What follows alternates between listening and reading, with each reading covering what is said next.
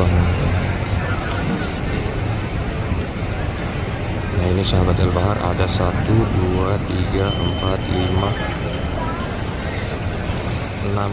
Assalamualaikum warahmatullahi wabarakatuh. Jumpa lagi dengan saya El Bahar, dan di video kali ini saya mau sharing terkait dengan jemaah ketika wafat di kota Mekah Al-Mukarramah. Sekaligus kita tunjukin nanti jenazahnya ya. Buat sahabat El Bahar pokoknya ikuti terus. Kita mulai sekarang dari sisi sebelah mana nih ya, Masjidil Haram. Ka'bah ada di sebelah sini, kita ngadep ke sebelah sini. Kalau kita posisi dari sini ngadep ke arah kiblat, ke arah Ka'bah, berarti ini posisi sebelah kiri ya.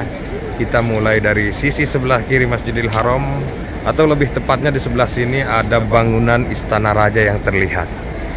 Atau ke sebelah sininya Bukit Sofa dan juga Bukit Marwah. Tadi kita keluar dari pintu Masjidil Haram yang ini. Kalau ke sebelah sana ke kawasan Sip Amir atau Babu Salam, dimana di sini ada juga pelang ya. So, silahkan sahabat El Bahar baca aja nih pelang ya. Allahu Akbar. Sekarang kita lanjut jalan menuju ke arah bagian depan pelataran Masjidil Haram, atau di depannya dekat dengan pintu Bab Malik Abdul Aziz, karena biasanya jenazah setelah disolatkan itu persiapan menuju ke pemakaman itu di sebelah sana dekat pintu Bab Malik Abdul Aziz, sebelah kiri kalau kita keluar dari pintu Bab Malik Abdul Aziz. Keberuntungan bagi jemaah yang wafat di Mekah karena disolatkan di Masjidil Haram dengan jutaan lautan jemaah sahabat El Bahar. Itu keuntungan pertama. Yang kedua, keuntungannya disolatkan di Masjidil Haram, diimami dengan imam besar Masjidil Haram. Bayangin, subhanallah ya, disolatin jutaan jemaah, imamnya imam Masjidil Haram. Luar biasa tuh. Lalu kemudian diurus dengan para petugas yang khusus, lalu kemudian dikebumikan di Janatul Ma'la bersatu komplek dengan salah satu istri Rasulullah Shallallahu Alaihi Wasallam dan juga keluarga yang lainnya. Allahu Akbar. Tidak hanya itu, juga di komplek Janatul Ma'la banyak sekali ulama besar Indonesia yang dikebumikan di sana. Makanya banyak sekali keuntungan bagi jemaah yang wafat di kota Mekah. Jadi usahakan keluarga yang di Indonesia tetap sabar, tetap happy walaupun dalam status pahit gitu ya. Karena sejati daripada itu semua adalah sebuah anugerah, sebuah hal yang istimewa yang diberikan oleh Allah Subhanahu wa taala gitu. Wafat di tanah suci, dalam keadaan suci, lagi beribadah. Bagaimana tidak istimewa tuh sahabat El Bahar ya? Makanya luar biasa, keuntungannya banyak sekali. Dan di sisi lain, tidak sedikit orang muslim yang berkeinginan untuk wafat di kota Mekah sahabat El Bahar ya. Tidak sedikit, bahkan kalau orang Arab tuh sampai ada yang rela melakukan sesuatu demi bisa wafat di tanah haram kota suci Mekah Al-Mukarramah dan disolatkan di Masjidil Haram, diimami dengan imam besar Masjidil Haram. Seperti itu. Maka sekali lagi saya sampaikan, mudah-mudahan dalam video ringan kita ini bisa menjadi bahan pengingat buat semua orang ketika akan melaksanakan ibadah haji dan ibadah umroh. Jangan sampai kepikiran dengan hal-hal seperti itu tadi. Nah, saya mah khawatir Saya takut gimana di Mekah, saya sudah sepuh, takut mati, takut wafat di Mekah dan lain sebagainya, bla bla bla, ini itu semua. Jangan sampai mengkhawatirkan itu semua. Pokoknya tekadkan saja, yakin kepada Allah dalam kondisi apapun kita ingin datang ke Mekah untuk beribadah haji dan ibadah umroh. Itu aja tekadnya. Jangan sampai kita punya pikiran hal-hal lain yang kira-kira menghalangi perjalanan ibadah kita. Naudzubillah min dzalik ya.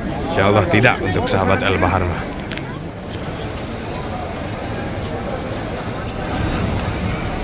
Innalillahi wa inna ilaihi raji'un.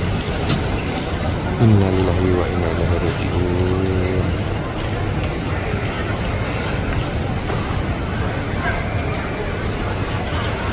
Allah. Nah ini sahabat Al-Bahar, ada 1, 2, 3, 4, 5, 6 ya, 6 jenazah malam ini yang disolatkan di Masjidil Haram pada waktu sholat Isya ya. Allah Akbar.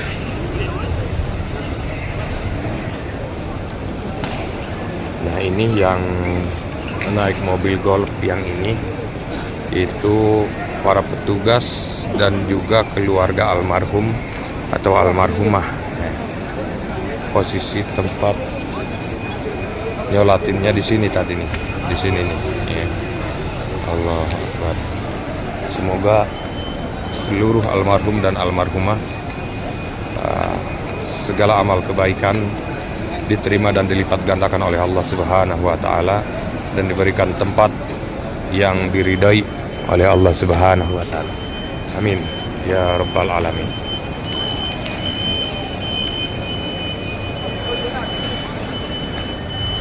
Lihat sekali lagi sudah mulai bergerak satu persatu. Innalillahi wa inna ilaihi raji'un. Innalillahi wa inna ilaihi raji'un. Setiap mobil jenazah selalu ada pengantar ya, 3-4 orang. Ada yang tidak pakai atap nih, satu nih yang belakang. Nah ini.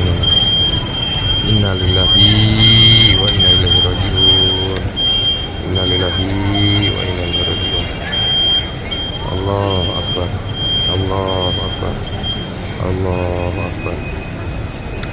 Semoga innalillahi ya Allah. Allahu Akbar. Semoga husnul khatimah. Nah, baru disusul oleh para petugas dan keluarga almarhum dan almarhumah. Sahabat Al-Bahar, semoga dengan video singkat kita ini melihat jenazah yang disolatkan di Masjidil Haram pada malam hari ini, semoga menjadi bahan pengingat buat kita semua bahwa sesungguhnya setiap makhluk yang bernyawa tidak pernah akan lepas daripada yang namanya kematian, termasuk kita semua. Untuk itu mudah-mudahan di akhir hayat kita, wafat kita, mudah-mudahan wafat yang husnul khotimah, wafat yang diridhai oleh Allah Subhanahu wa taala. Amin Allahumma ya rabbal alamin. Nah, sementara kita lihat di sini salah satu pintu Masjidil Haram yang mulai padat dengan jemaah yang keluar dari bagian dalam Masjidil Haram atau tempat tawaf ya. Masya Allah, tabarakallah. Allahu Akbar.